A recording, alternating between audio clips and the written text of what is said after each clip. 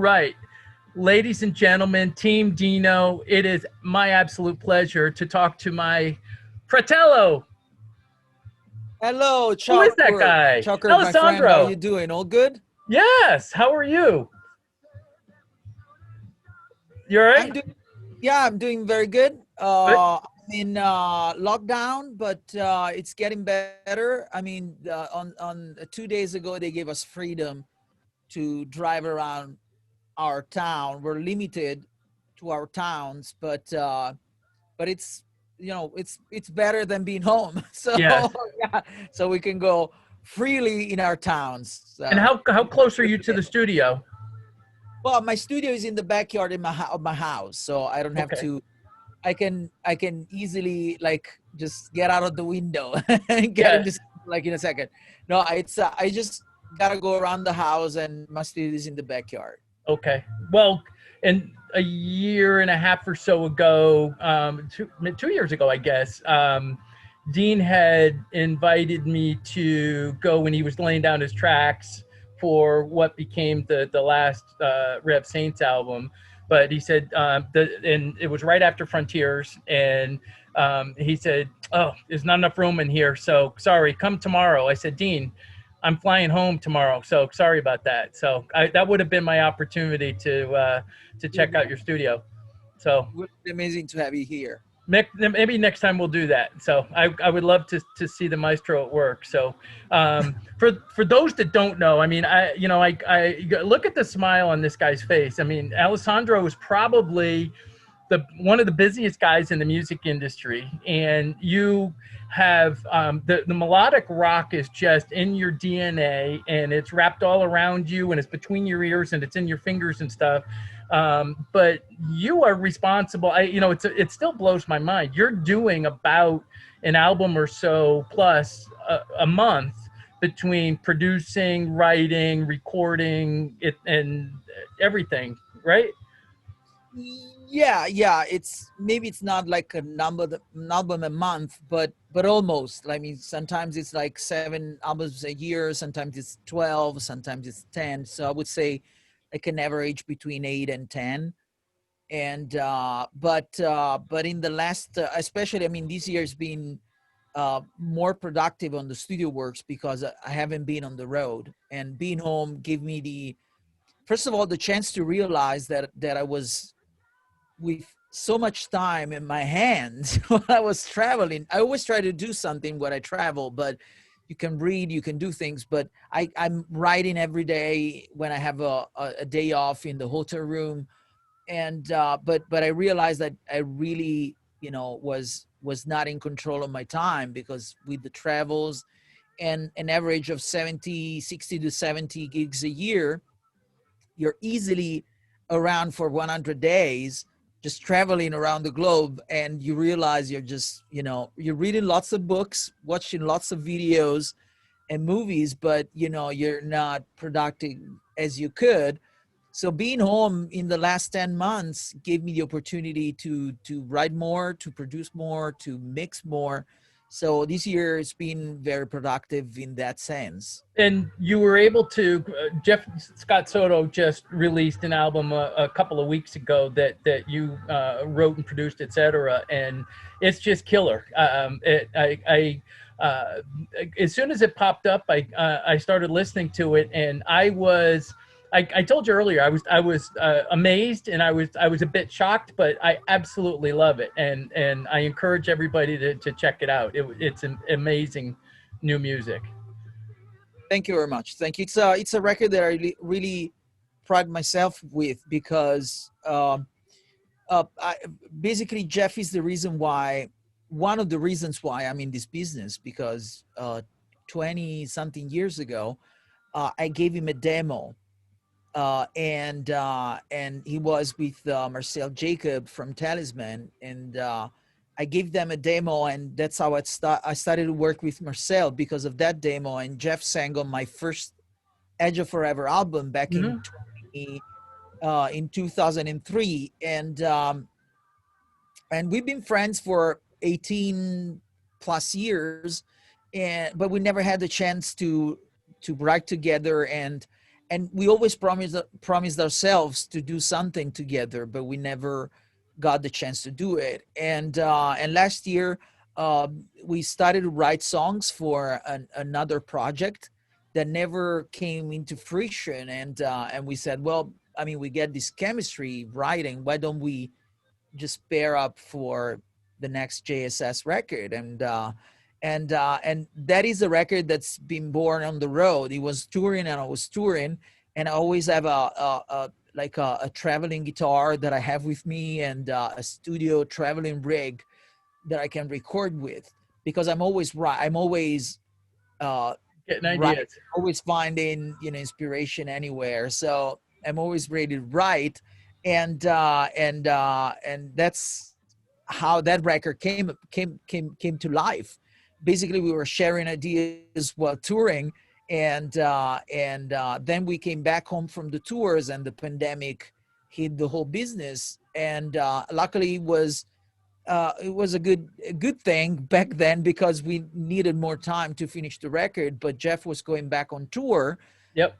right Sons of after. Apollo. He couldn't do the Sons of Apollo tour. Maybe had 2-3 gigs, and they have to come back to the US. And so that gave us like a good extra month to put more effort into making the great record that we wanted to make. So when it came out, we could really pride ourselves with the great work we've been doing together. And it is incredible. And the other thing that came out of this, and you posted a video a week ago of you diddling around on a guitar. And I say diddling because I have no talent whatsoever to play the guitar, but the bit that you put out there, and I said it, you sound very Sean-esque and Percadani-esque on that lick. And and I meant it, because the Mario and Neil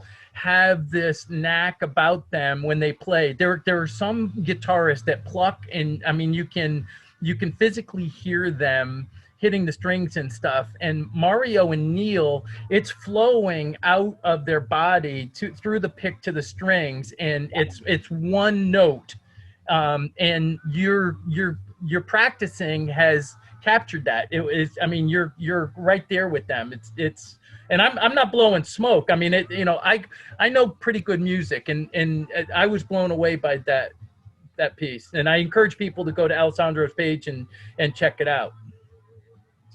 Well, thank you.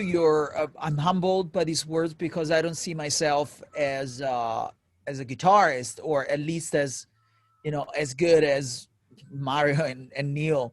I mean, Neil is probably my favorite guitarist of all. I mean, he has all the elements that I love in a guitarist. It's got the fury, it's got the class, it's got the grace of the ballads and the melodies, and it's got the licks, the fast licks. Yes. When I play guitar, or when I write on the guitar, I'm a songwriter. I'm not a guitarist. I don't play guitar, for the instrument. To me, the instrument is just a tool to write songs, and to me, the solos have to have melodies. So that's why probably that's the common background that we have. I'm not as good as them, for sure, technically wise, but we share the need to have great melodies and not just guitar solos. But the music flows out of your soul. I mean, through your fingers, and that's the difference that I saw. I mean, it's you have. I've told you this many times, but the talent that you've got in that compact body of yours is, it's just absolutely incredible. And every time that I see that there's a Del Vecchio produced or written piece of music that's coming out, I grab it, because it's incredible. And so, one of the things that I want to circle back to is, let's go back to the Rev Saints. And one of the very first song that Dean talks about that he wrote was Freedom. And he had, he tells the story that he wrote the lyrics for that when he was in rehab 5.5 years ago. And fans, since you and I talked several months ago, fans have come back and said, hey, can you talk to Alessandro and find out a little bit more about that song and how it came from Dean's journal to become a song? Well, basically, when when we were doing Revolution Saints #2, Light in the Dark, Dean just came out of rehab, and back then we were the only ones working with Dean, so we just started to work together on the album, and we were tracking drums, and we finished tracking the drums for the songs that we already wrote.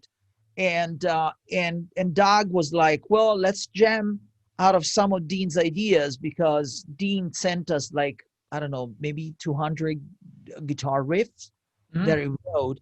And Doug was like, well, I remember this guitar lick that he wrote, let's jam something out of it. So we sat down, and like 20 minutes later, Dean was tracking drums for the song. We wrote the songs literally in the studio, Doug, Dean, and I. And when we were writing, Dean was like, don't worry about the melody. I have a melody in my head, and I have lyrics on a diary of mine, and I want to show you the lyrics, but let's track the drums. And so he started to track drums, and he came out, and he was like, push play the song. He played the song, and sang this beautiful melody, basically reading for the first time these lyrics to us. And then he told us a story that he wrote. He didn't write lyrics for writing lyrics. It was just putting out thoughts that he had, feelings that he had, and sensations that he had during the rehab. Yep. And that's how Freedom came to life, like very naturally out of a jam session in the studio, like the last day, tracking drums with, in a very relaxed environment. And I'm very proud that I could be there as a witness, as a songwriter, and as a producer for such a great moment for Dean and for the band. And that whole album was so cathartic for him too. All the different songs and the lyrics and everything, just talking about where he was in his life at that time and what he went through, etc. And it always just hits home with me. And this is one of the things that I love about music, is that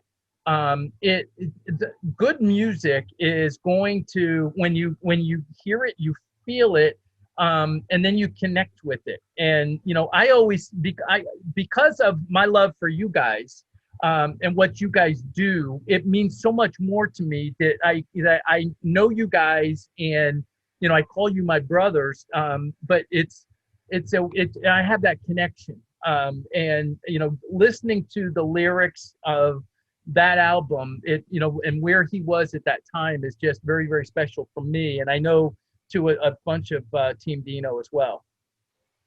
Yeah, I mean, it's I tried to get in touch with Dean when he was in rehab. Obviously, it's impossible to get in touch with someone who's like in such a deep and important moment. And rehab means you're not in touch with anyone, so there's lots of time for yourself, with yourself. Yes. And Dean came out deeper in his spirituality, and the way he was seeing life and doing things. So when we started to work on the album, I told him, I was like, okay, Dean, do you want to write? Because you must have tons of emotions that you discovered and that you coped with in this time. And Dean is Dean is always like, I'm not able to write, I'm not a writer, I'm not this, I'm not that. But then, I gave him, hints, just saying, well, maybe, I can write a song about this, and then you can make it yours. So while we were tracking vocals, we were like changing lyrics together. And because I wanted Revolution Saints #2 to be Dean's album, because at that time we Doug, Jack, and I didn't need uh to do another Revolution Saints record for our life. Yes. But Dean needed to shout to the world, well, I'm back. Everybody can make a mistake, and I'm back, with a great record. Yes. And was the aim that we had behind the record. We didn't, back then, I remember I was getting emails and phone calls saying, well, do you think Dean can pull the record out, and this and that? Is it gonna be the same? And I totally trusted Dean, because the whatever happens, Dean is Dean. And I know the guy. I don't know, I don't care about, whatever bump on the road you can find, because we all have. We do. All have bumps on the road. But the record had to be special and personal. I didn't want to write and have Dean sing about something that wasn't felt. Yes. By him. And you hit the mark. And and Teamdeeno, and here's the thing. Over the last couple of months, Teamdeeno on Facebook has doubled in size, and which is amazing. It's amazing for a couple of different reasons. That there's no tours, and they've been the Dead Daisies have released a couple of songs, and their new album's not going to drop until January.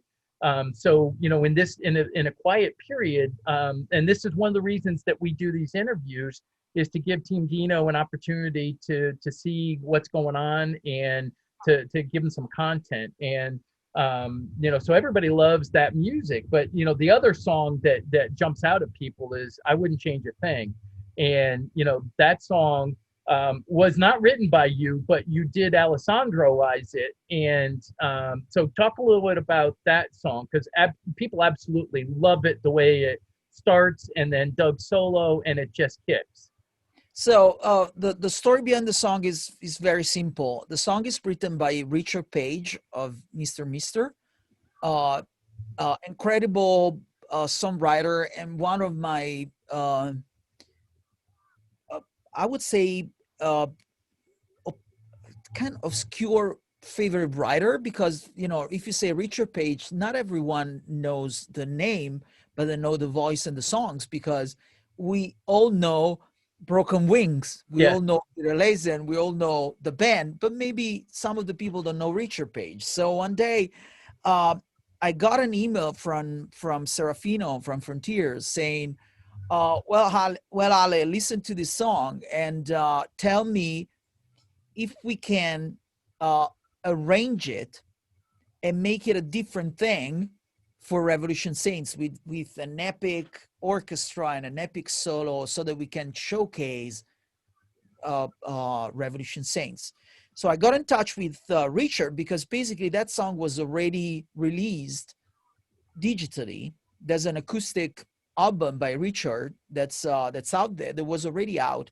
And I talked to him, and I was like, well, do I have the permission to rearrange the song with with the highest respect for you, Sure.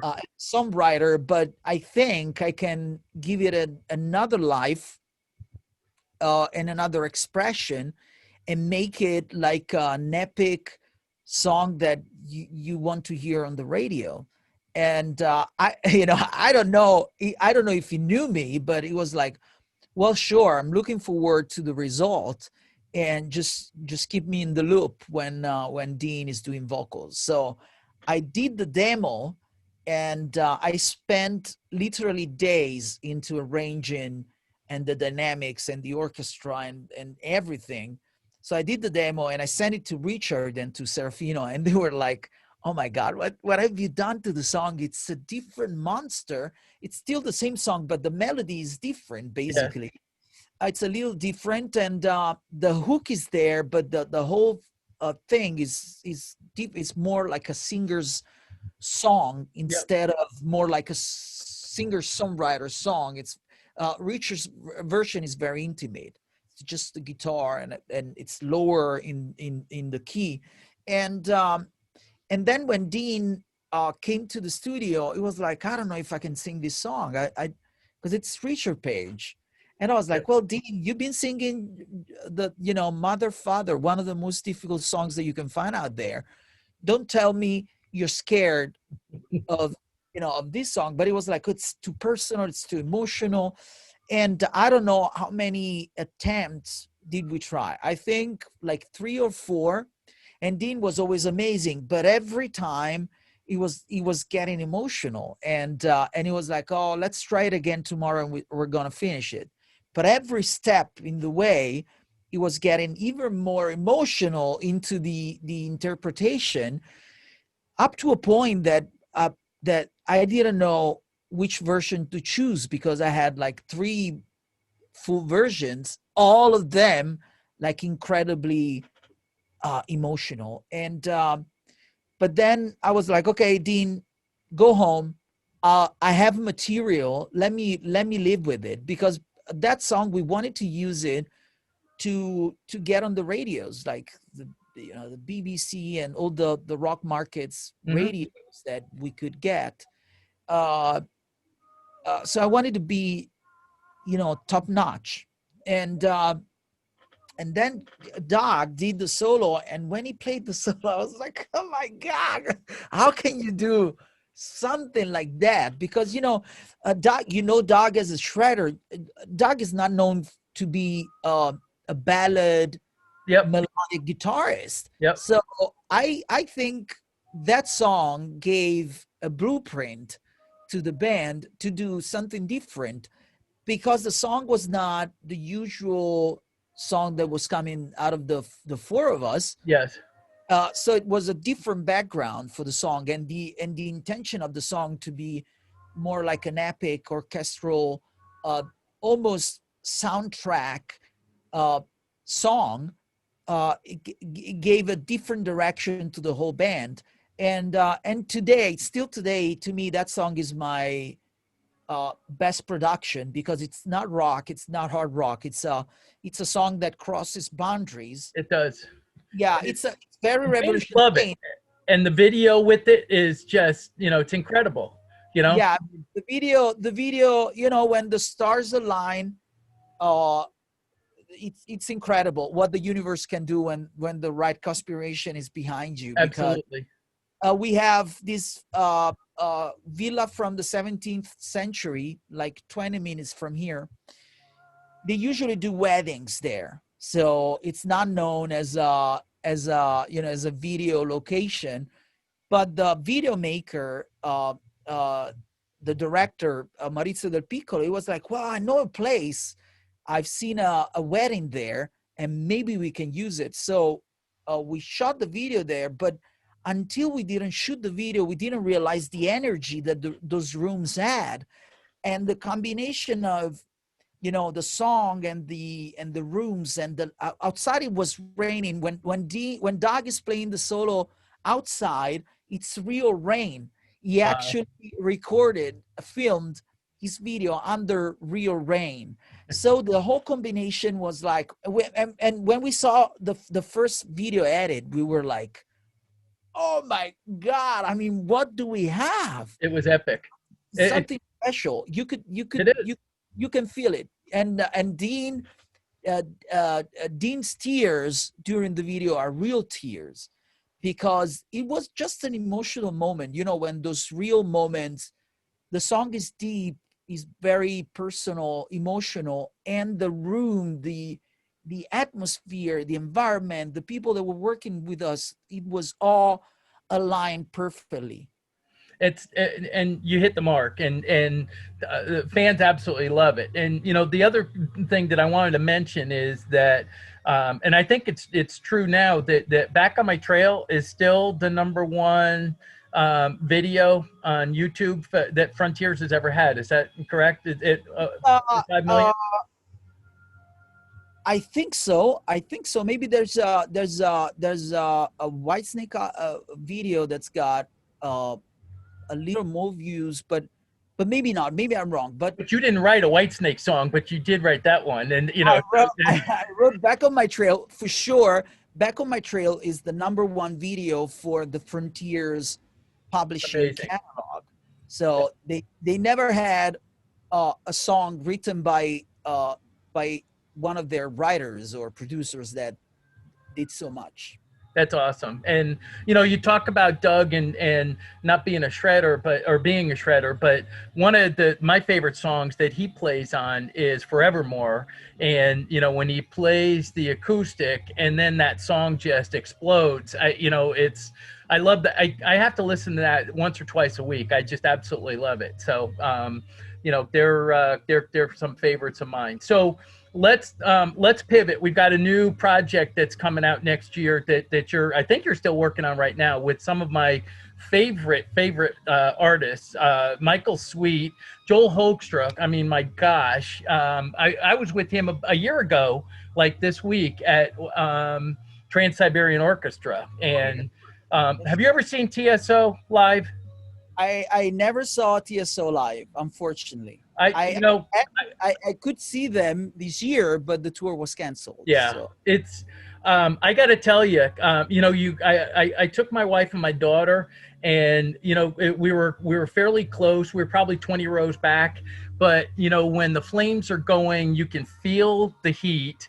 And then all of a sudden you've got snowflakes falling on you, and there's lasers everywhere. I mean, just a sensual experience. It's absolutely incredible. So, you know, and then you've got those world-class musicians, you know, incredible. Yeah, it's amazing. It's I think it's probably the most successful tour that's ever been. Like every year it's like #1 in revenues, and it's amazing. I mean, if you think that that it's out of the Savatage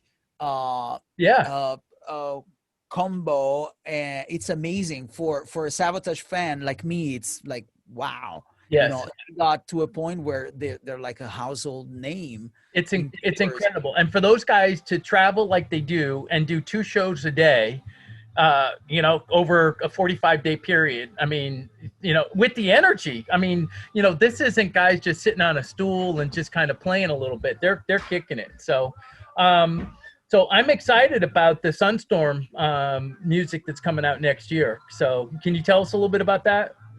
Well, you know, as I think like in a week, there's going to be like announcements and you know, we're going to announce the new singer because Jolene Turner is not going to be with us anymore. But I'm very excited because this turned into more of a band instead of a project. So basically, I've been doing the last 2 Sunstorm albums. The Edge of Tomorrow, the album was very successful and kind of changed the way Sunstorm was. I mean, Sunstorm was more like a pure AOR melodic record, but then it turned into a melodic hard rock album because of my partnership with Simone Mularoni, the guitarist, and we evolved along the years, and now we're a band, and probably next week or the week after we're gonna announce the title of the album and the singer, new band, and I'm very excited. The record is like, it's mind-blowing. We did the videos. We're all very excited. It's a priority for me because I really believe we really push the boundaries in terms of songwriting and I'm looking forward to it. And I did, you guys released a Facebook page today, so go check it out, Sunstorm on Facebook, and like it. And Ali will give you the update when it comes out and stuff. So check that out. And so we were talking a little while ago about traveling and not having time and et cetera. And I was talking to a dear friend of ours last night, actually, Mr. Gioeli, and so I said, "So what can I ask Ali that will either be funny or what whatever?" And the first thing before I get to the funny, he did say that he's given you permission to tell Teamdeeno a little bit about the new Hardline music that's coming. So he said, "Ali, go ahead and tell us what's going on with new Hardline." So we're writing the new album.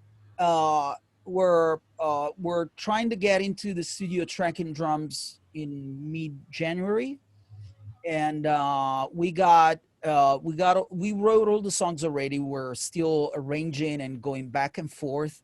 We're doing melodies, lyrics, and this album had to be something different because we would have toured this summer, and we wanted to take 2 weeks off, Mario, Johnny, and I, to go to Greece and write the album out of touch, out of nowhere, like in the middle of nowhere, far from everyone, and far from the madness of tours and records and this and that.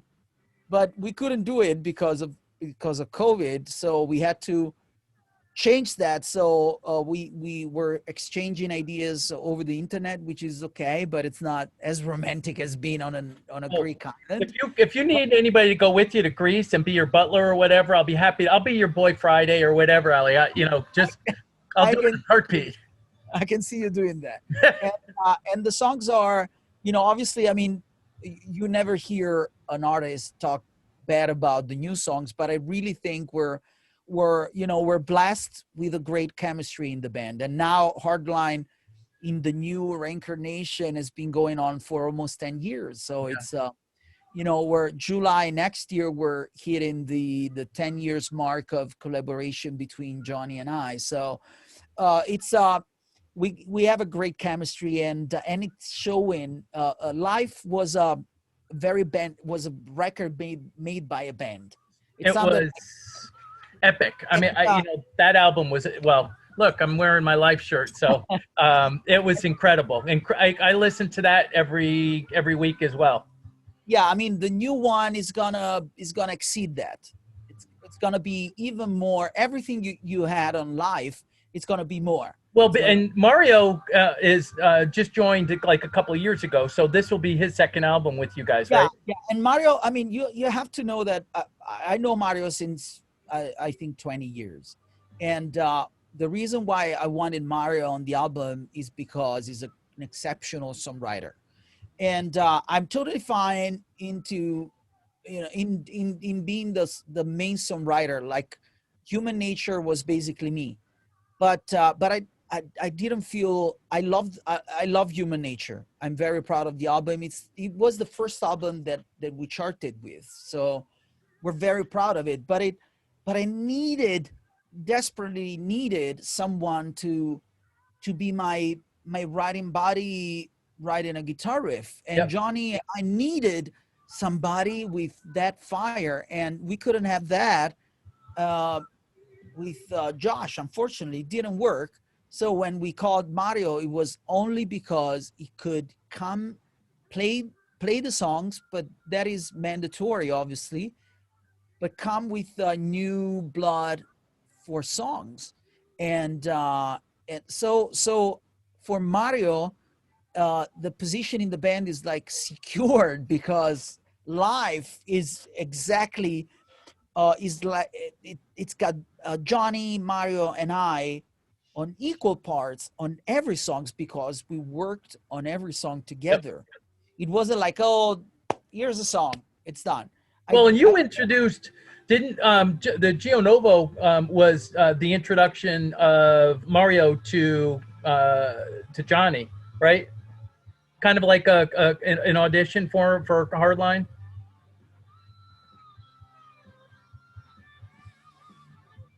Yes, as a guitar, yeah, I kind of froze. Yeah, as a guitarist, yes. Not as a songwriter, but as a guitarist, yes.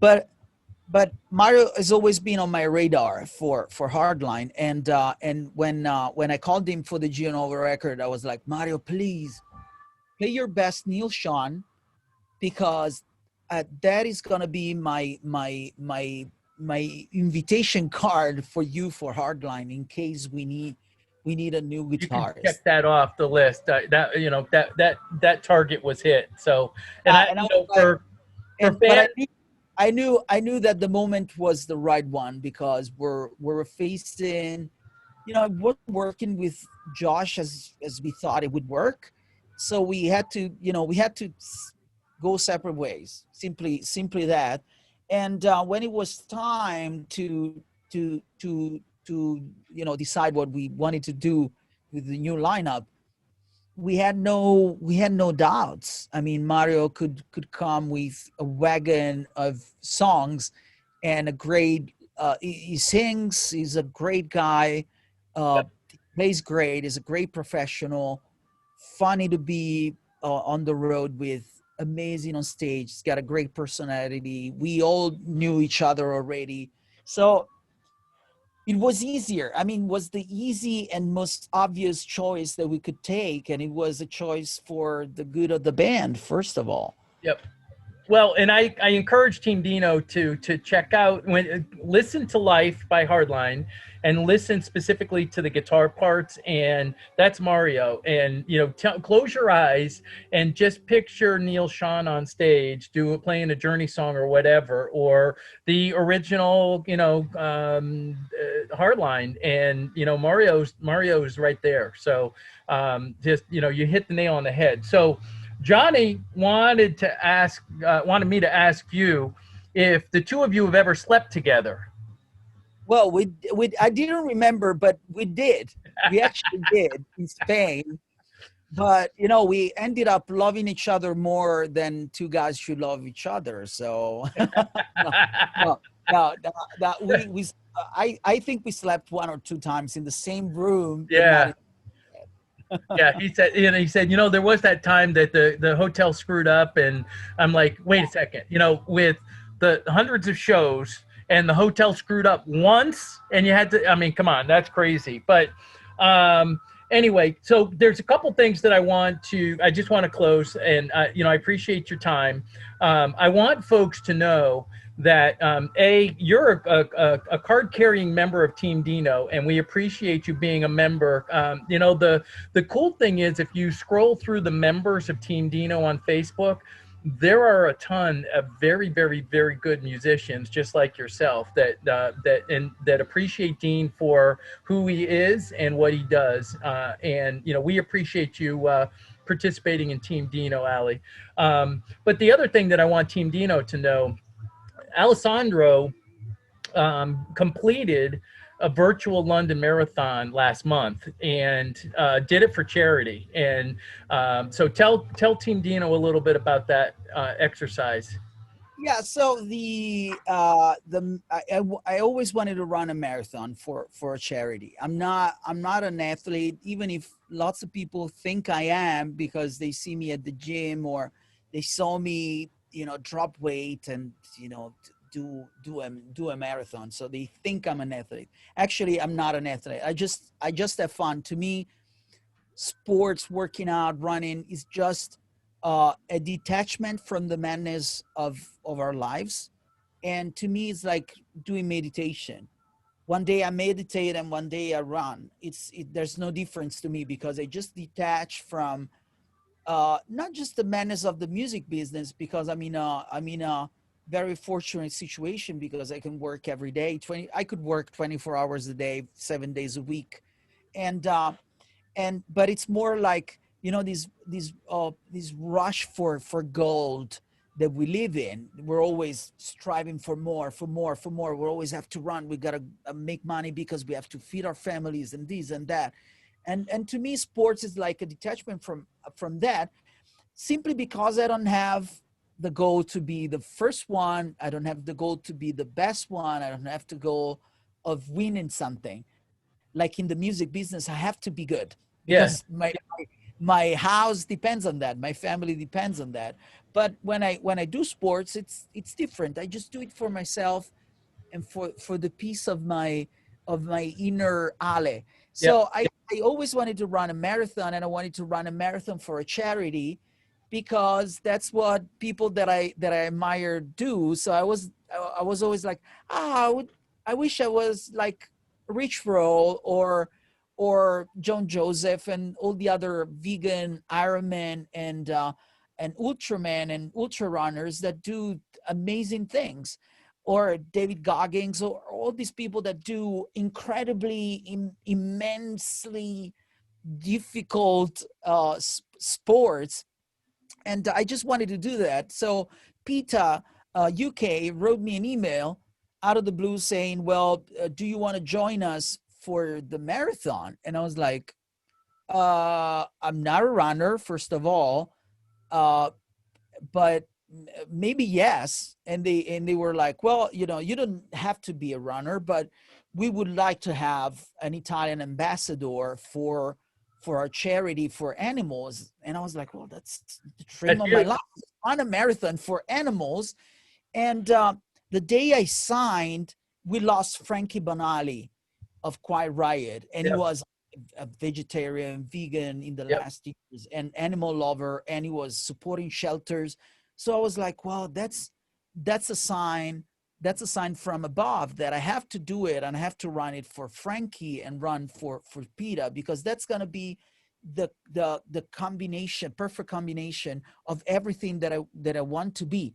I want to be the guy doing charity. I want to be the guy doing things for somebody else and for a great cause. And I could put together music through Frankie and PETA and my vegan lifestyle and all my ethics and things. So I signed up, and I thought it was the London 2021 virtual marathon, and that was August. So I signed up, and I got a confirmation email from PETA saying, well, we'll see you on October 4th, 2020. It's in 6 weeks. And you have to know, I was running only 10 kilometers every time I was doing a running session. Wow. A marathon is like 42 kilometers. Yeah. It's 34.6 miles. And so I was like, oh, how can I run a marathon in 6 weeks? But I just put myself into a very positive mindset, even more positive mindset. And I started to train every day, adding 1 or 2 or 5 kilometers a day, just very slowly adding kilometers. And I got to October 4th that I never run a full marathon yet. But I was like, you know what? I'm going to run till I can, and then I'm going to walk, I'm going to crawl, I'm going to get to the finish line.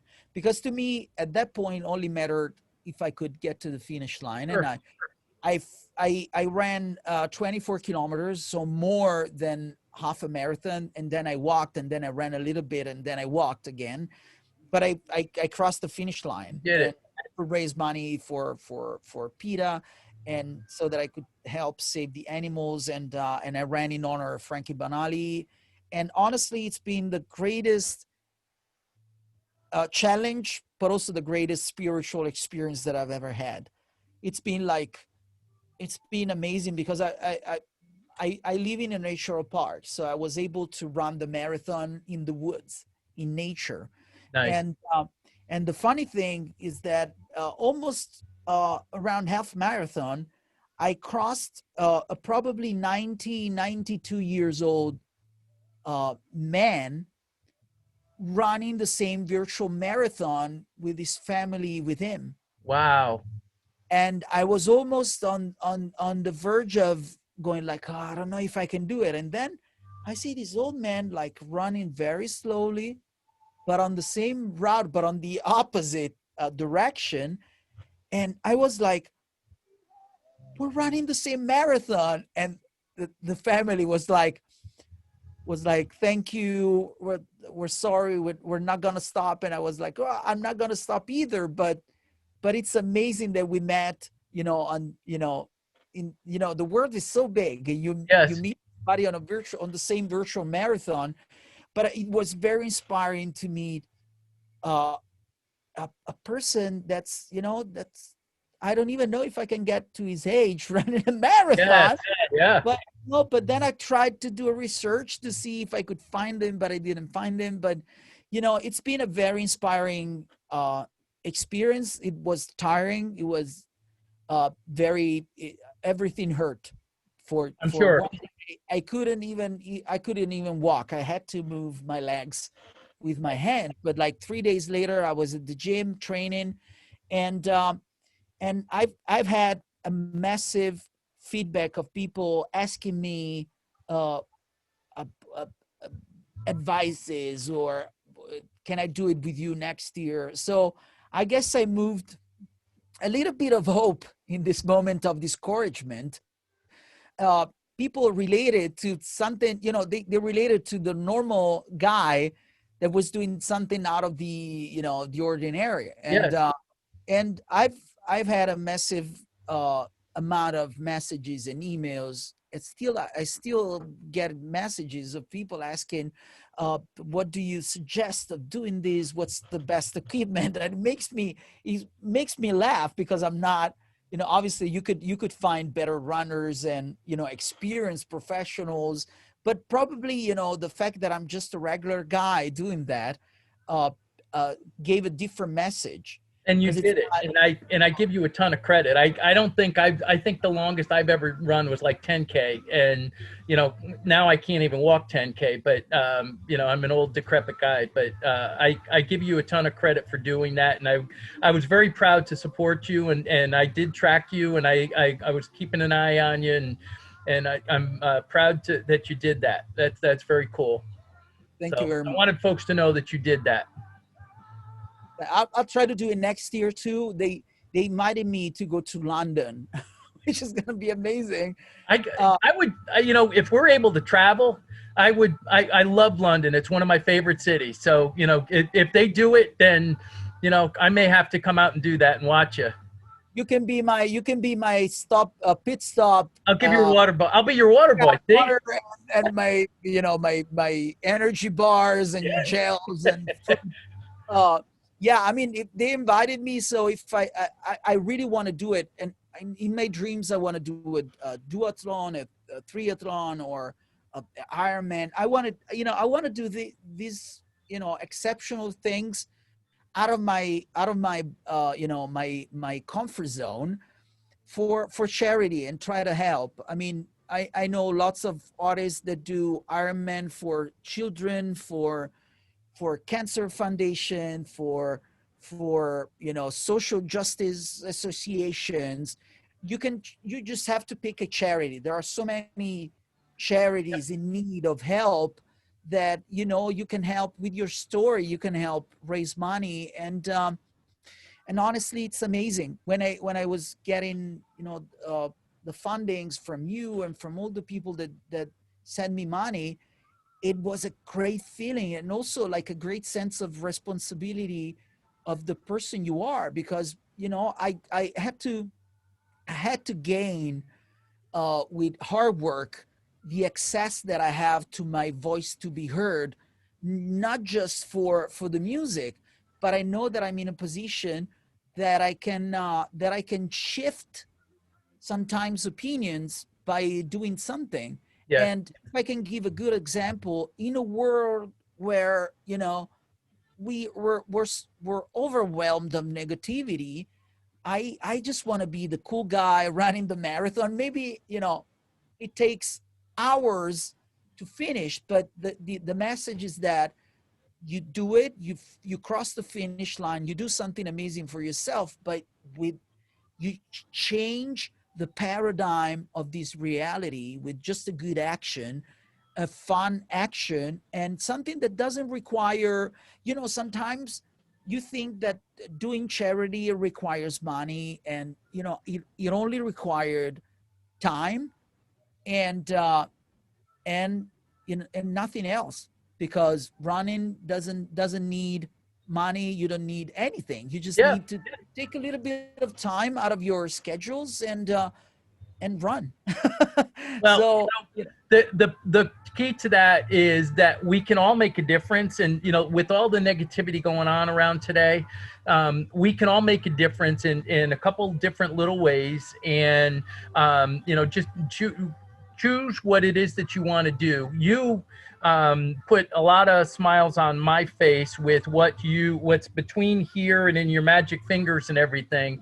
And I absolutely love the music that flows through you to my iPhone and other devices and things. And you put a lot of joy into people's hearts with what you do. And I appreciate you taking some time to talk to Teamdeeno and our folks. And as I said, Teamdeeno was just growing in leaps and bounds. I mean, we're adding 100 to 200 people a week to Awesome. our Facebook page. So I appreciate you and I love you, brother. And thank you so much for your time. I love you too, and thank you for the support. And let's do our best to get the word back, and let's see each other in London or at a festival or anywhere we can. Absolutely. Thank you. Ciao, brother. Ciao, brother. Ciao.